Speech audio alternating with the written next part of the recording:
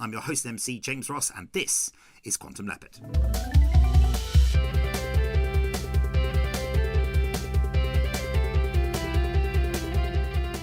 This episode we have the wonderful Sam Nicoresti. This set was recorded on the 14th of January 2023 by Aniruddh Ojha at Leakeys, and the editing was also by Aniruddh Ojha. The interview took place on the 6th of December 2024. This one was an absolute nightmare to edit because there was just so much gold all the time.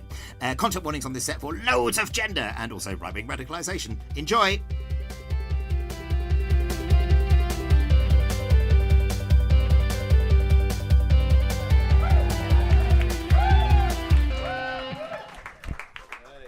That's a great game. That's a really good game.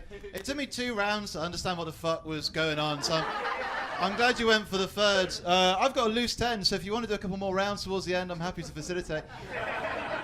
It's a real honour to be here. If you've not seen me before, I'm sort of the answer to the question, what if a child merely became haggard by time? That's the best way to think of me. I should get out of the way at the top as well, because I know we're filming tonight. I just want to address, I got a new look. Some people who've maybe not seen me in a while, some stuff has changed, the rumours are true. I now have slightly longer hair, so that's a big important thing. I shaved all my hair off during the first lockdown because I was trying to come to terms with it sort of falling out a little bit, and guys would always tell you the same thing. They go, "Oh man, just shave it off. It's the best thing you'll ever do. You'll never look back, my friend. Grow some sculpted, beautiful facial hair. You'll look gorgeous." I did it. I looked like a boiled turtle. It was disgusting. Never doing that again. So now I've got this going on. It's too long now. In my head, kind of what I wanted when it was growing out, I started thinking like I was going to become the person I'd always wanted to be, a sort of impish stoner Merovingian warrior king. Very cool. But then recently I saw a photo of my nana from the 80s. I realised, no, I just look like I just look like a little northern lady.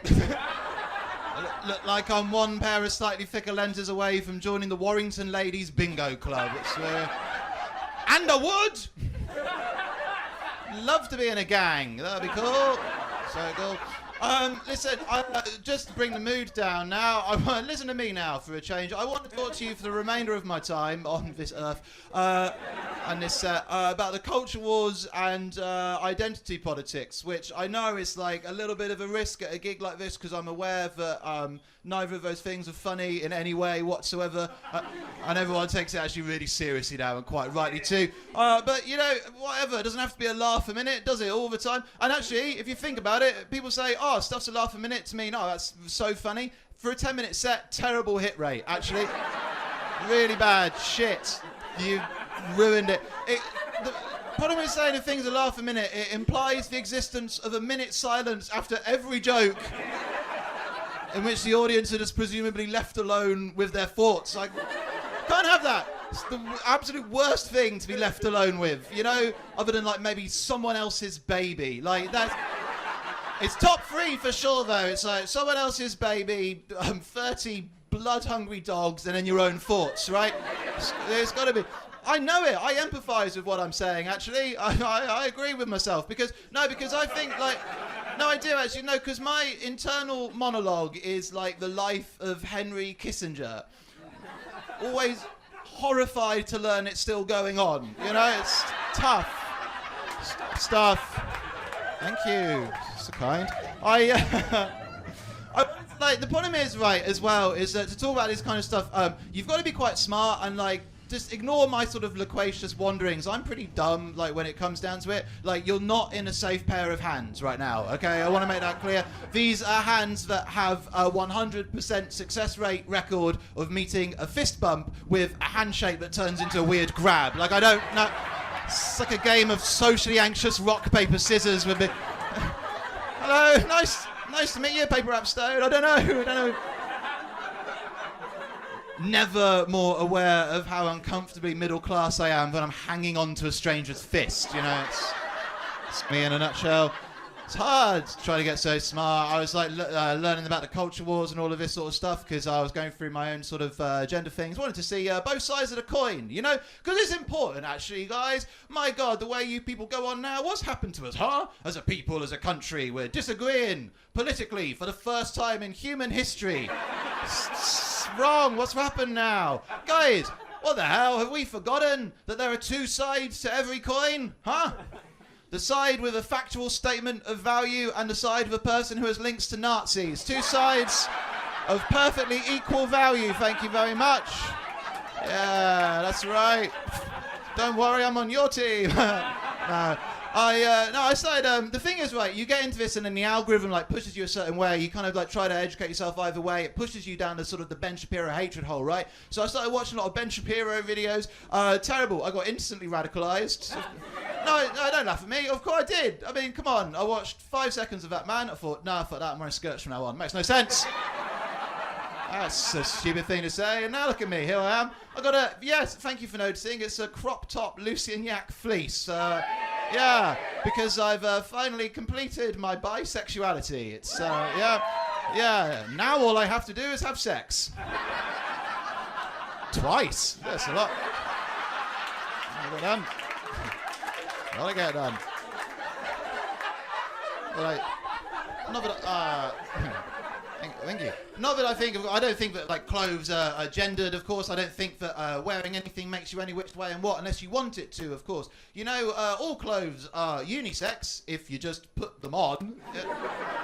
Right? Like, it's only women's wear so long as only women wear it, right? You know, and I think that, like, we're freed from that now by the internet, actually. I think that it's, like, freed us from the moral strictures of a puritanical society because we can sort of experiment more. You know, we can order things into our homes. We're free in our office cell-like apartments. The beauty of capitalism manifests, the glorious new dawn. But it is nice to me because it's like, you know, I can sort of do that. I no longer need to go into a new look and stand awkwardly near the dresses saying just loud enough for the sales assistant to hear, yes, I'm sure this is the one she wanted. Yes, I'm sure this is in mother's size. I mean, I do what I want. I do what I want now. I get everything offline. I get my drugs online now. It's so cool. People do this. Do people know this about me? I do drugs. I get my drugs. No, I do. I get all my drugs delivered straight to my front door now. It's amazing. I no longer need to meet sketchy men in car parks for that. It's I've been doing a lot of shrooms. Do people here do shrooms? Oh, okay. I thought more actually. Come on, it's a bit. Check it out. It's nice. It's a good feeling actually. It's really fun, and you go online and it's the dark web, and it's actually not a nefarious place of like ne'er-do-wells and hackers and trolls because that's on the normal web now. Dark web is a pretty mercenary place for people to just want to exchange money for drugs. It's beautiful. But it's really weird because like everyone on there has also been on the normal internet, right? So they're like, it's like this uncanny valley where people are trying to make it more like the normal web. Like they rate the drugs with the 5-star review system. So I think it's like so weird, just like liberate yourself from the fetters of the fiver. You don't need it. Do you know what I mean? And you get these like 3 distinct camps of people that are rating the high itself, yeah? So they're like, saw amazing fractals, unwound the chords of my creation and played myself like a lyra, realised that love is a river of blood that flows through the cosmos like the life force of God itself incarnate, woke up 5 days later in a bin, 5 stars. Oh, that makes sense. But then you get people over here clinging to the old ways, doing like an Etsy review, like discreetly packaged, friendly customer service, would recommend 5 stars. So very confusing. People in the middle don't know what the fuck's going on. They're like, saw God, drugs came fast, 5 stars, I don't know. It makes you worried, like, are these people even rating the drugs, or could you get yourself in a prickly situation? You buy highly recommended gear, 5-star stuff, have a terrible time, you go back, read the reviews, and they're all like, terrible, bad, very bad drugs, killed my dog, ate my grandma, flayed her raw, and wore her skin like a cape for a month.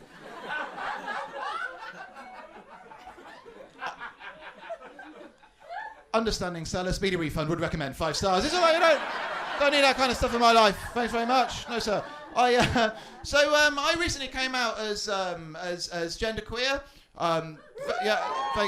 Very recently, actually. Right now, it's happening. Get behind it. It's news to you. It's commerce. News to you. Yes, I think so.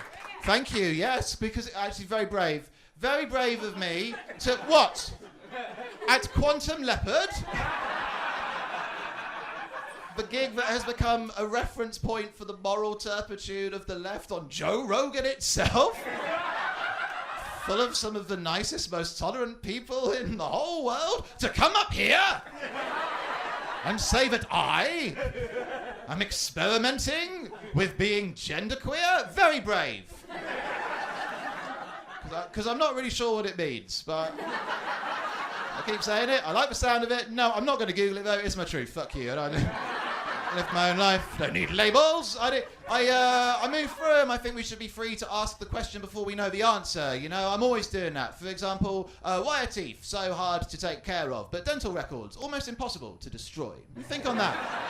Always asking the questions, don't need to know the answers. Why was Noel Edmonds allowed?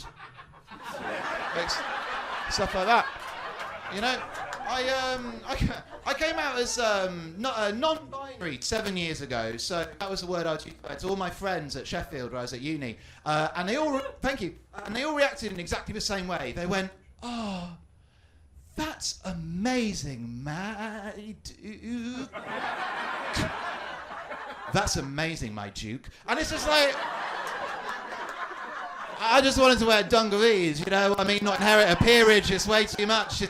Now I'm like changing my pronouns. Has anyone here changed their pronouns? But is that a thing? People, I think that's so brave. I applaud that. I think it's a really brave thing to do. I've done it myself, and it's really hard, right, to change your pronouns because, like, on the one hand, it's a thing that I think would make me really happy and feel fulfilled. But on the other, it will destroy Western civilization as we know it. So it's just like so much to take. Do you know what I mean? Like, I want to self-actualize, but I don't want to destroy the tenets of the Enlightenment by asking my co-workers to call me they on a Zoom. It's just like, it's just too much work, you know? And also, like, it's difficult when you're kind of experimenting with yourself, you know, like I try presenting more femme sometimes, and, you know, like, it can get to you still, though. Like, why is it, you know, I put a dress on, all of a sudden, I feel the need to, like, try and do my hair, do my makeup, present in a certain way, stand differently, you know? And it's like, who am I trying to please or placate? You know, who am I kidding?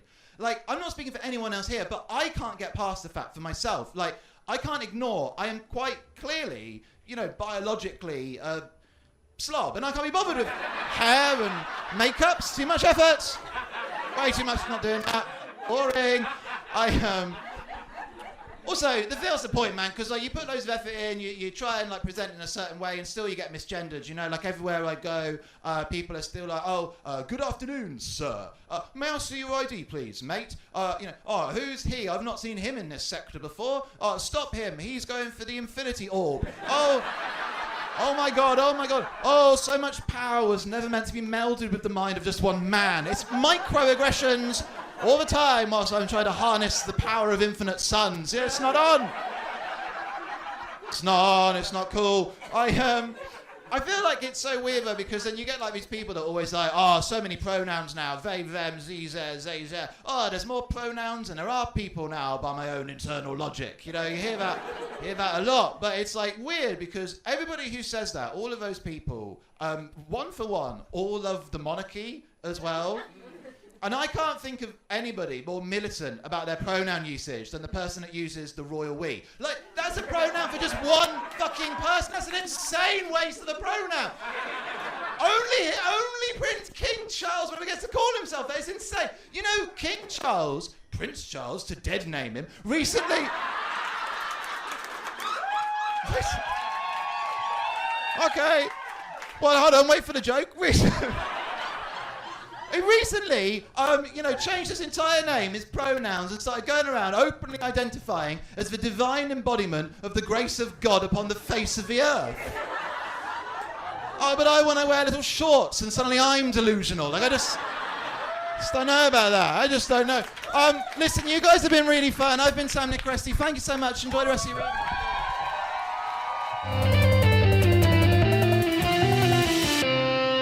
Okay, and that was Sam Nicoresti. Sam, thank you so much for a cracking set. That was really, really great. You start the set with a bit of a chat about your hair, which I think nicely sets the scene by addressing your appearance, getting into some solid jokes, being self-deprecating, making it relatable, all of this sort of stuff. So, how has your hair journey been, and how has it tied into your gender journey? Yeah, watching it back, I was amazed. I started straight with the hair stuff. It's fun watching these things. Like I don't even do that material anymore. So I guess I'm feeling a lot more confident, hair wise. I don't know. It's I've been exploring the curly girl method. Been on the Pinterest boards for a couple years now, and It's come a long way. Yeah, it's kind of mad watching it back. You know, you're like, whoa. But you say this is a bit that you've retired, and it sounds like you've retired it because you have become more confident about the presentation of your hair in this context.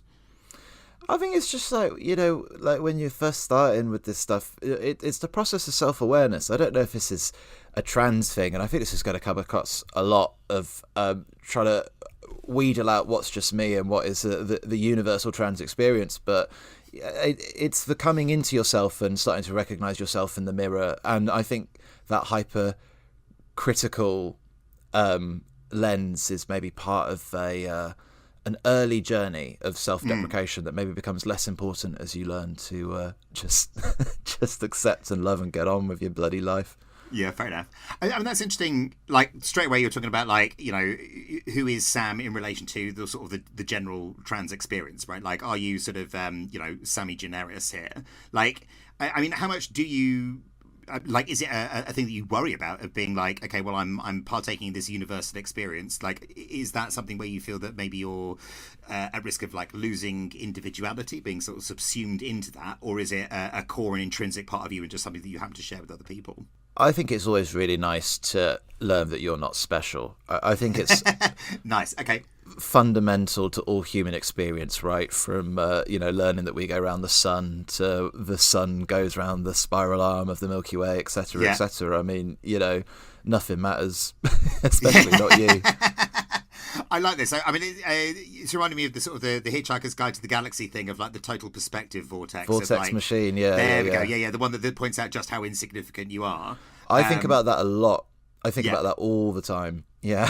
Yeah. So I'm like you. So you've had the sort of the annihilation of the self by realizing that actually you're not that important and your individuality is not that significant. But you've taken something from that in a positive way, and that's been good for you. Yeah, I mean, I think that in the sort of the most like cod philosophical framing of it, I think it's very helpful, even though it's a little bit cliche and a little bit gauche, to realise that like you don't matter on any level except to yourself. At which point you are the centre of your own universe, and therefore it's that kind of the dichotomy of duality, I suppose one could say. Fair enough. I think we should do a coordinated pressing of the glasses up the nose. If we both do it at the same time, that'd be great. My specs are already fully on my face, James. They could not be pressed deeper in.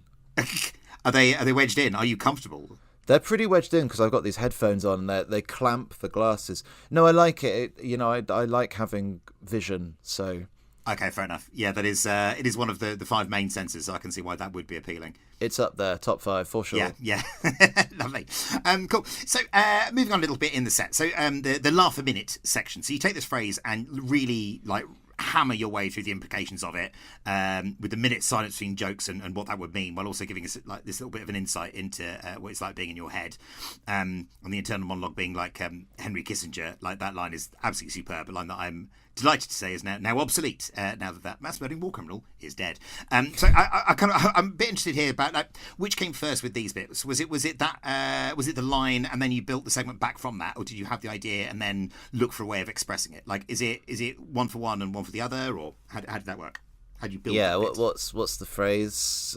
6 of one, half a dozen of the other, or what? Yeah, fair enough. I think if I remember correctly, I think the Kissinger line was improvised on the night. Actually, looking back over this set was quite fun because I was remembering just how much because a lot of these jokes, I felt a sudden pressure coming to Quantum Leopard and knowing that the crowd would be of a certain viewpoint and all of this sort of stuff, thinking like I better like rewrite certain bits of this and blah blah blah.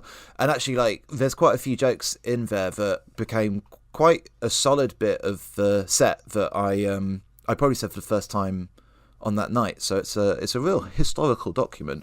I think the laugh a minute thing, I've been trying to make that work forever. It was definitely first about the whole idea of like 60-second silence actually being quite a long time between the joke is the nub of it. And I think the Kissinger line has been a W.H. Smith and a Mandelson and all kinds of. I mean, I can't remember half of the stuff that's been in there. And actually, then to be fair, was also in the finished live show and got cut, and now it's currently my opening bit of my new show. So I'm constantly trying to find a home for this bloody this bloody bit of stand up. And it is like that though, sometimes. Like you've got this bit, and it's sort of, you feel like it's good and it has merit, and it's like, where can I shove this bit in? Where does it make sense? And you'll try in various projects, and it will never quite make the cut in this thing or this thing, and then eventually it will find its forever home. Like that's the hope, right? Yeah, sometimes it's nice when things get locked. That sense of just like in a set as well. Watching this back, I was aghast at how loose some of these bits were, because they're still quite fresh. And I think as well, like I was still quite fresh. I mean, we're recording this like a year and a half on. So wow, have I come on leaps and bounds? Yeah, it's really satisfying when you get that bit of phrasing or that line or the cadence or you just find the bit of the set that's like that. Now that joke slots in there and it always follows on to the next bit because it's just neat that way. I had the sort of the archetypal one of that for me is I had this puppet made for one show that I did once in university. That was a sort of a Roy Chubby Brown like hand puppet, like it's huge puppet, like one hand in the mouth and then one hand in this like belly mouth that he has that's full of teeth, where he spouts all this kind of like horrid bile from. And I love the puppet. Never ever found it's been in every single show. The first preview of every show I've ever done, I put the puppet in. It always sucks. No one likes it because it's confusing and it's scary, and I don't think enough people really understand who Roy Chubby Brown is. And then it just goes under the bed. But I think recently I retired. I gave it up. I actually donated it to the Museum of Comedy. So if you do want to go see that, it's been installed. So the socially anxious rock, paper, scissors. So ironically, you're saying that you're not a safe pair of hands in a very reassuring and identifiable bit that makes you come across as a very safe pair of hands. Like how safe a pair of hands are you in real life? I suppose the question is like, I mean, to what extent are you fulfilling the sort of disaster bisexual like stereotype stroke prophecy? Is that something that you identify with, or are you a bit able to like tie your own shoelaces, turn up on time? Oh, for sure, I see. But then that is just another mask. I mean, that's the problem, that where the persona doesn't end, it just goes and goes. You take off the public performance, and you're just adopting a whole new set of beliefs for what you think you should be in your daily life. I think certainly since coming out, I've become more embracing of my clumsiness. There's a certain childish joy that comes from that sort of freedom from society's norms, but I think I'm pretty reliable. I mean, I could I don't know, I can't think of a good example of what I could do, but I could certainly do it. Could you? Fair enough. Okay, all right. You're gonna Swiss Army knife your way through it. That's fair enough. I mean, I think what you're saying there is very interesting about I mean, like the version of yourself that you play on stage is like, that's a phrase that I trot out a lot. But it's not as if you don't play roles in other contexts in social life, right? Because you are a different person in a day job, to a partner, to friends, etc. You play sort of subtly different versions, and the version that you've got on stage is heightened. But I mean, it sounds like coming out has meant that you can kind of like add at least more sort of more detail and nuance to the masks, right? Is that a fair assessment? Or well, yeah and no, because I totally agree, but also it's only recently that I've started to see the truth of it in terms of performance. Like I think that as a younger person with less to say, pretty much anything would go on stage, and I think the sort of things I used to be interested in making were a lot more trying to capture an authentic sense of who the person is, but yeah, I think once you start doing stand-up properly and you're trotting out the same 10-15 minutes 4 nights a week or whatever it is, you do start to see that this isn't the totality of me. But then that was kind of, then that became what I was interested in Woke Flake, the show that I did all about gender, and I spent quite a lot of time, especially in the early previews, really trying to drill down into that sense of the sort of the infinite mask. Yeah, interesting. So, I think that brings us quite neatly onto. We've got a couple of questions from Quantum Leopard regulars, which specifically mentioned Wokeflake, which I would very strongly recommend. This will be out on YouTube by the time this is out for sure. It's out now, isn't it? It's out. It's out. It's out. Do track that down because it's genuinely one of the best hours I've seen in Edinburgh, and that was a couple of years ago. It's really, really good. So, Gwa would like to know, how do you even start getting into character to play a right-wing news commentator in your in your show Wokeflake? So, like, I suppose the question there is like, what are you doing to embody that character? How do you get into the Shapiro-esque vibe? Oh yeah, well, so I guess I should explain in case anybody doesn't know that, yes. that in the show, in the show, it's a kind of half stand-up special and then half to camera like right-wing live stream where I play Nicoresti, a clever spin on my own name, and he's sort of like embodying the self critique, and I guess that's all it is really. I mean, it's not so much character as just drilling down and finding the policeman inside your head. He's the internal monitor. I think he came about because early doors. So I should like to be clear. My transition and this show have gone completely hand in hand. I think this was like a mad way to do it, but it was my way of doing it, and it worked. So F you, but well, not you, James, but the naysayers. Yeah. But, I sort of sat down at the same time that I said, okay, look, I want to come out, and also I'm going to try and like catalogue it in this show.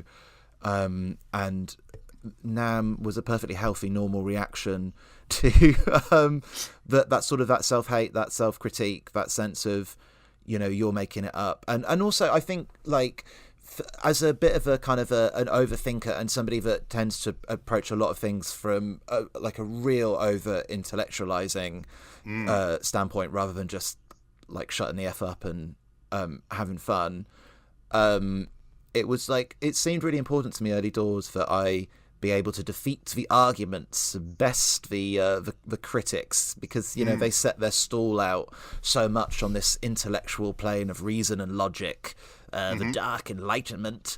And listen, I've read some Nietzsche in my time, so I thought I can take these guys on. I know about Jung. And 2 years later, it turns out I don't give a shit. But that is a fair conclusion, I think, to take certainly from Young. That's very, very reasonable. I find that really interesting. So this is not sort of necessarily an externalized or an external reference point. Obviously, you've got that inspiration within the blogosphere, but like this is your inner critic that you're arguing with, and he is this like this avatar of doubt and hate within you. Yeah, because I think that's the point of it, isn't it? I mean, like, who else are you arguing with online? I think like that was ultimately what I really wanted to get across and really latched onto when I was doing it. Because what I did was I thought, well, you know what? Like, I know my own internal truth. I know what I want to be and how I want to express myself. But I better go and hear the other side of the argument, the other side of the coin. And I just sat down and I watched all of it. I watched all of Peterson. I watched all of Shapiro.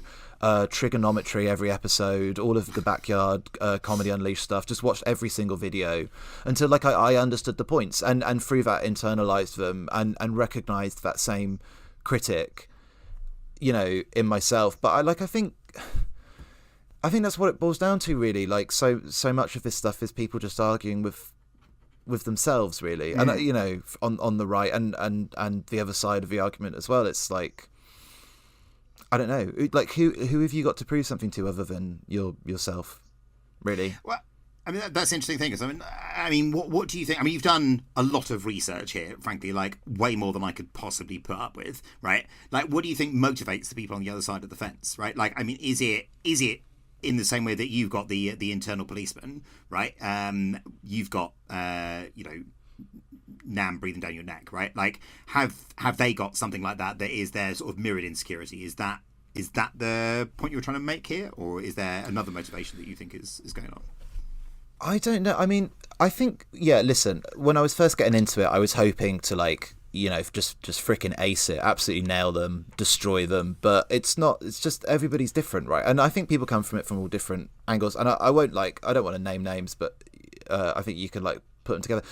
Some people get into it because of the cancel culture angle, so they feel that their career's been ruined, or they wake up one day and they go oh god, the royalties on this sitcom I wrote 10 years ago have run out. I better go mad. Yeah. Some people are completely doing it because it's a paycheck. I think you look at some of these guys on GB News, ex-comedians especially, and you kind of see that I think they fully believe what they say. Well, actually not all of them, but there's extents to it. I think most people get into it because of a want for a career. It seems like a very safe career. I think that if you really want to see the extent to that, give it 5 years when nobody is talking about this anymore and see what they are doing for money and see what they talk about. Because, what was interesting to me getting into it was the complete overlap from these so-called free thinkers between having viewpoints on trans people and having viewpoints on climate change. And the way that then that also feeds into views on Ukraine and how they think the Ukraine should be handling the war. And it just was really interesting to me, this sluice pipe of opinion from people that claimed to be such radical, enlightened skians, that they just couldn't see how basic everything that they thought was. Yeah, it all lines up with an agenda that is in line and following the grain that has been set by entrenched power, right? Like the free thinking always leads you back to those conclusions because those are the easy and the profitable conclusions. It's profit. It's profit. 100%. It's profit, and it's about becoming a slave to the algorithm. Really, and this is like what I was trying to get in the show as well. That really, if you want to see the enemy, it's this kind of this godless worship of profit of the and the algorithm, and having no escape from it, because once you've said one thing, you're on a path now where you have to accept everything else if you want to continue to get paid by your subscribers or whatever it is. It's your money. Your money becomes your viewpoint. Your money becomes your mouthpiece, so to speak. Yeah. It's interesting. I think it's definitely the case that, as soon as you've started, I have seen people go down really aggressively down the transphobic rabbit hole, and they'll say something that is a bit controversial, and then they'll be mildly criticised for it, and then that will lead to them being offended, which will lead to sort of the recursion loop, right? It's all sort of the cult behaviour of, demonstrating that you are in some way outside in order to cohere an in-group, and it all... Yeah, totally. Well, that was true for the first of them. When Linehan went, when Rowling went, those were I think legit. They simply did not comprehend the power of social media in that time, and how saying that one thing did trap them, and then expose a lot of stuff that they actually thought. I don't think it's an excuse, but I think that you see that play out in more recent years in a very manufactured way, where I think some people are simply waiting for that moment, and the moment they put the foot wrong, they latch onto that because they see it as their ticket to GB News stardom or whatever. Got it. Okay. All right. So we've got these early trailblazers of middle-aged midlife crisis, psychological and ideological breakdown, and they're the true pioneers. And then you've got other people who are sort of just following in the path. They can only they can only run because these people have walked before them, right? They are standing on the shoulders of these giants. First as tragedy, then as farce. Yeah. Yeah, fair enough. Okay, cool. All right, no, that's really interesting. Okay, so in terms of the genderqueer stuff, so firstly, thank you very much for your bravery in coming out to us here. For those who don't know, we were referenced but not named on the Joe Rogan podcast by a former comedian who I think possibly was obliquely referenced earlier in this... I love those guys. Yeah, it's such charmers. A bit of backstory. This particular former comedian once applied for a 5 spot with us and got rejected on the grounds of quality, not in any way to do with the content of the set, which I remember being extremely uncontroversial, just not particularly interesting, and has subsequently built a career as a right-wing grifter, telling lies to credulous morons to trick them into thinking they're buying something genuinely subversive. Can I say, yes. Sorry to interrupt, Yeah. I find this is like what I find so fascinating about the entire thing when it comes to the comedians is that like these are people, and I guess I should say not talk about anyone specifically, but they couldn't get booked for the gigs that I do, and I've gigged with them, and I'm not saying like I do big gigs. I'm saying like that, you know, like new material nights where they would struggle to get on, and yet they're meeting up with like Joe Rogan and like Ben Shapiro and Jordan B. Peterson. The power dynamic is so insane. Yeah, it's fascinating to me. Like it's like you couldn't do what I do. Yeah, you haven't written a new joke since 2016, mate. You know, like. Yeah. I think a lot of it is. I think you're absolutely right there. A lot of it is cover for the fact that, like, some, not all, but certainly some, I might go as far as say most, are just not good enough technically at what they do to crack through and make it as mainstream full-time comedians in an industry which is where like the terms of employment are getting worse and worse over time. It's a very flat pyramid. Odds of progression are limited. Wider media opportunities are also limited, and this is a path to development for them for which they don't need to write any new material or challenge themselves. Well, that is the sad thing, that we've all got to do something, haven't we? We've all got to grift. I mean, you know, some of us have got podcasts. You know, some of us do end up doing advert work. It's kind of hard just to make it, just getting on stage and doing it into the mic. But like, you do, I got to say, it's funny to me. I think they don't realise that like people do talk, and like I know I've seen some of these people like on at venues I'll know the venue and they'll sell like dog shit. And then you will see posts from them sometimes being like, "Oh, cancelled again."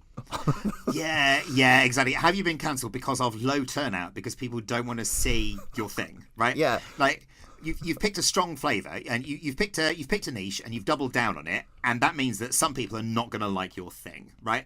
And at some point, you just need to deal with the consequences of that. Like that some people don't want to watch somebody who pals around with literal Nazis do a load of stuff that, you know, is basically, you know, it's an opinion column from the Telegraph done in a funny voice with some act outs, right? Like that's not interesting or funny for a lot of people. I want to see what they do next. I mean, because I honestly, I already feel like it's where like the media interest in this is kind of like peaked in what, like 22, 23 maybe. That, you know, these cycles do move on, and I think that like the fight for trans rights is never ending, but it's a much more politically aware thing than it maybe was back when we were just trying to have arguments on Twitter, which is now obviously like an AI sex bot hellscape. So they're you know, like, okay, great, you've got your little website, it's not doing numbers on there because the whole thing's broken. Where are they going to go? What are they going to do? Well, I suppose once you've got people locked in on your Patreon, that's income that is going to like come in fairly solidly, right? Including patreon.com/quantum leopard if you want to offset that in some way, shape or form. Yeah, but what you're doing is I mean, I guess I was going to say it's community building, which is obviously it's the same thing. It's like anything, right? You people together, and you know, these are the topics that we have in common, and this is what we share. But I find it just I just simply refuse to believe that hate can power a long-term career like that. Like a community cannot just be built solely on a dislike and fear of other, right? Please. I would like to believe you, but there are so many long-running hate groups, hate movements, cultural movements that I think disprove that, and quite conclusively, is that you can actually make hate your whole personality for a very long time and derive a career from it, right? Yeah, but surely the EDL like have a bake sale every now and again. I mean, you know, they got to meet up for like have a snooker tournament or something. I mean, I think that's what the football is for, right? Like, you know, that is. I mean, I'm largely not joking. I mean, like, given the sort of the social origins of a lot of far right street movements, like it is in football hooliganism, right? Yeah, exactly. It's in the firms. Well, like I wouldn't tar football with. I mean, I think just because I'm bad at sport doesn't. I think that football can be. Oh yeah. Like, on the one hand, like I think we can both agree that being good at PE is a sign that you are a fascist, right? And that is very obvious. There's a very obvious direct pipeline there. No, I'm also not tarring all football fans with this, but I think there is, you know, there are definitely historical roots, and there is that pipeline there of like organised homosocial tribal violence, and you see that with like having very real material expression in terms of things like, you know, you have like whole brigades and companies and divisions, etc., of the armed forces in like Ukraine and Russia that are centered around particular like right-wing football hooligan firms, right? And I think you have, you know, comparable movements with like how that interweaves with organised crime in various other countries in Europe and things like that. So like there is that nexus, that alliance of crime and the far right, and you know, this level of like I say, homosocial football organising. Surely those guys don't actually care about the footy scores. You know what I mean? Like it could be anything. Like if fucking volleyball was like the thing they'd latched onto, that would be that. I think I agree with you up to a point. I think it's definitely a motivating factor, and certainly like it's part of the pipeline. I mean, how many book clubs are really about the book? How many book clubs are really a wine club that has a book open while it happens, right? Well, that's it. So, they're breeding grounds. They're breeding grounds exactly. For the the book club is the football. That is the hooligan firm of middle class wine mums. Exactly. Yeah, this is the radicalisation pipeline there.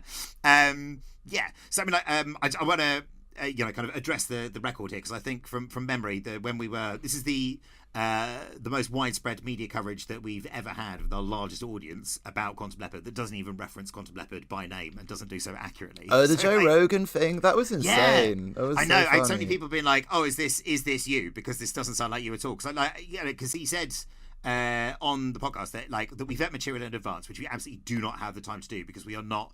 I am not the ITV compliance unit. Like, even if we could do that, we wouldn't do that. And also that we insisted on like clear lateral flow tests for entry, which we did for a bit in the middle of the pandemic because you know, there was this virus going around that was killing a lot of people. And like, from a purely commercial point of view, it definitely helps if my regular audience is not long-term sick, disabled, or dead. And anyway, there was a third thing that I can't remember that was also it's crazy, isn't it? It's like, it's such a small scene. When you're in it, you know it. Like, comedy is not big. We all know each other. Yeah. And it's crazy when you see that on that level, and you're like, you're such a little snitch. Like, what are you?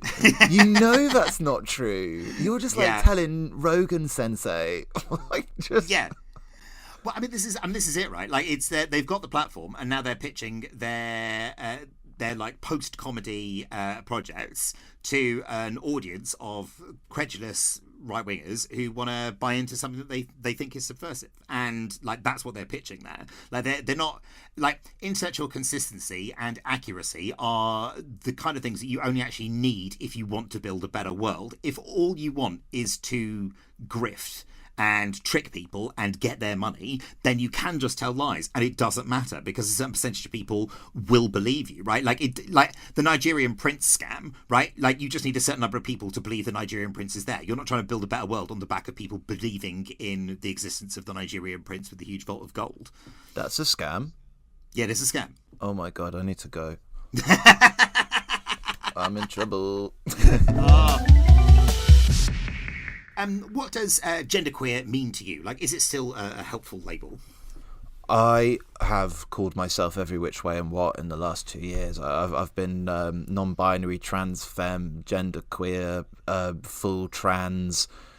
I think labels help you get a grasp on maybe explaining to other people what you're going through. To be honest, the most helpful thing for me is just to not actually align myself fully with what I'm with any kind of label. Like, it's fluidity ultimately, which is what I think genderqueer maybe was encapsulating for me the most at that time, you know. But it doesn't like I don't think I even use that anymore. I don't even know what I say now. I have a public-private division. I think on stage I tend to be a lot more non-binary than I am in my private life, where I'm maybe more full kind of trans feminine. But you know, it's like I'd rather just be myself than feel like I'm just like not living up to yet another set of standards and ideals. That's interesting. So I suppose there's kind of like there's two functions for a label, which I think you're kind of like describing and or hinting at there. And one of them is, here is something that I can aspire to, that I feel like fits me, that can describe me as part of like a social category, a social identity, and form a group around. And the other is, here is a label that just quickly and clearly communicates to somebody that I'm talking to some of the key points about who I am and my experience, right? So the question is like, you know, is it something that is core and intrinsic to you that you can identify with and latch onto, or is it like a tool for communication and kind of for the benefit of other people? Yeah, I tend to think of it fully as communication. I change how I, depending on like, you know, at work, I would never use a phrase like that because I wouldn't expect them to have the first idea. Yeah. Of what it means, and also probably wouldn't talk about myself as trans because they have I think people generally have very clear ideas of what that is, and so like non-binary is just quite a nice. I think of it as the sort of the ms of gender. It's a little bit. I use they them in the same way. It's to me it's a little bit more like none of your business, you know. Yeah, fair enough. Like none of the above. There's something going on here, but you don't need to be too worried about it. Like it's giving you the sort of the like the GCSE version of it, where it's like, this is not inaccurate, but it's also not the whole truth. But just so you're aware that there is something going on here. Yeah, well, I mean? and also I think there's so many ways that you can label yourself and identify, and all of them I suspect are helpful to the people that use them at the time they use them. So I don't think there's any right or wrong, you know, answer with it. But for me, I think I value the sort of the fluidity highest, maybe. Yeah. Okay. So yeah.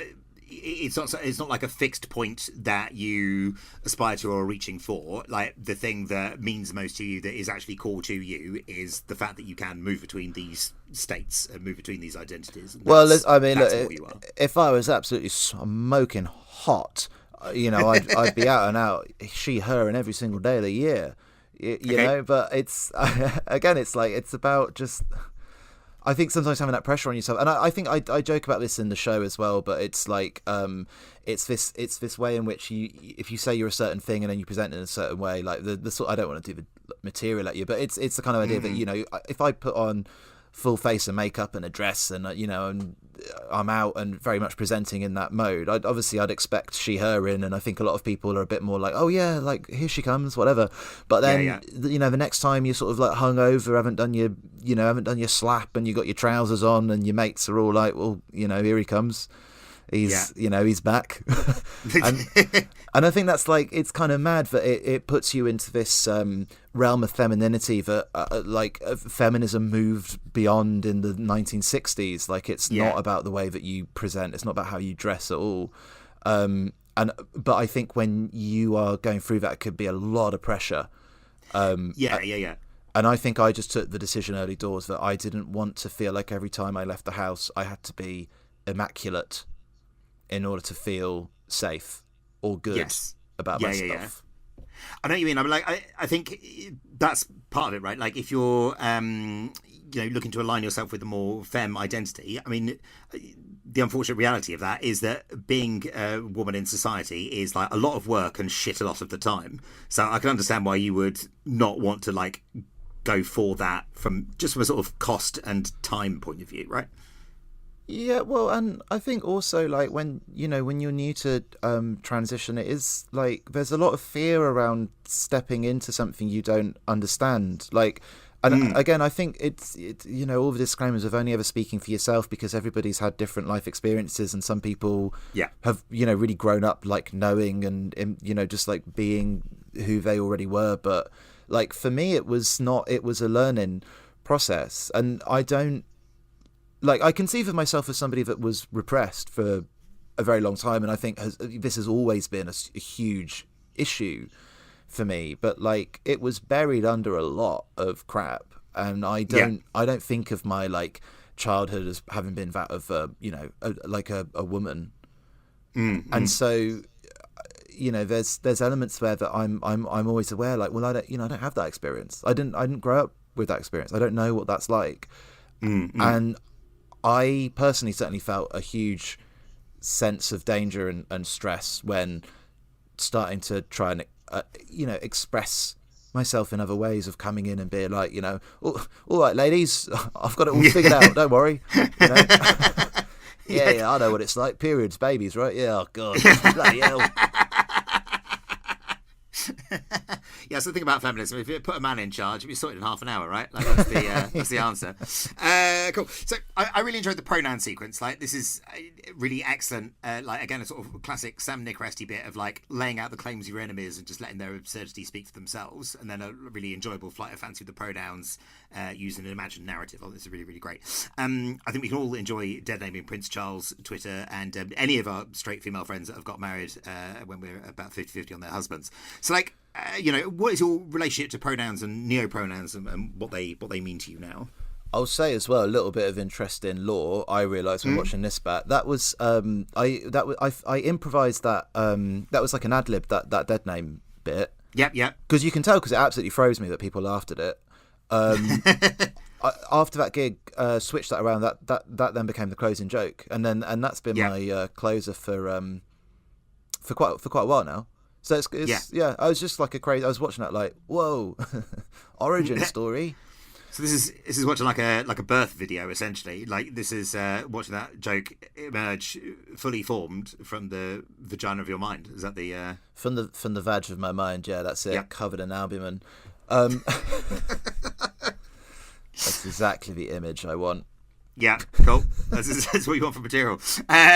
Cool. So we have another question again from Gua. What it's like to be directed by the wonderful Shan Doxey, very much a friend of the show for many, many years. Do go check out her stuff. But how is Shan as a director?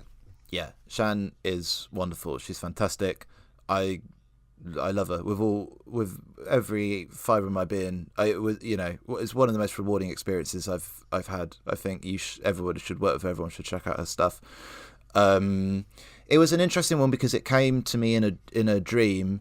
So I hang on. What the idea of being directed by Shan Doxey came to you in a dream, or the show itself came to you in a dream? Yeah, like both. I had this dream, right, in like 2020, and it was Shan was like pole dancing in the woods, and there were these like frog children, these like frog ghost children doing a little dance, and then I woke up and I was like, oh, I should come out as trans, and two, I should ask Shan to direct it. And I think that's really full testament to her. Shan hasn't just directed the show, she's directed the transition, to be honest. A lot of it, That's fine. It sounds like she's not just a director but also gender doula. Is that what's going on here? Doula, yeah. It's collaboration. Like, I love collaborating with people. I worked with the fantastic Ben Tajay on my show UFO before this, and I've worked with Adam Lata before on a show before, and I love coming to a new project and finding the person that you are going to work with. Like, I have to. I'm really bad at doing stuff on my own. I think I'm just a bit too scatty, and I think too self-critical to really get it out. And Shan was just part and parcel, like the perfect person to direct it, because she is so good at finding the sort of the emotional heart of what you're going for, of being quite. Of having very clear direction in mind with where jokes should go, of what's working, what's not working, all of the normal stuff, but like also just being able to talk to someone about routines and the meanings behind it. And I think to have that trust. I mean, we've been friends for like years, so obviously there's like more of a bedrock there than just like maybe if I was meeting her for the first time. Hello, had a dream about you. Yeah, that's important context. Otherwise, it veers off into the creepy. Yeah. Oh, yeah. I'm not suggesting that if you're questioning, go look up Shan. She can't help you. She's busy making her own art. If you want to support her, go check out her stuff. She's got her own special out as well on Go Faster Stripe, which is Pull yourself together, well worth checking out. Yeah, absolutely. Lovely. All right, super. All right, thanks for that, Sam. So if people want to check out you and your stuff, where should they seek you out? What have you got to plug? Won't Flake is hopefully still online somewhere on YouTube. Stand-up special about trying to realise you're trans in a climate of hate, external and internal. Best way to keep up with me, subscribe to the newsletter, Full, which is on my website, samnicoresti.com, or Instagram at samnicoresti. Lovely stuff. Thanks so much, Sam. It's been lovely chatting. Speak to you soon. Bye. Bye.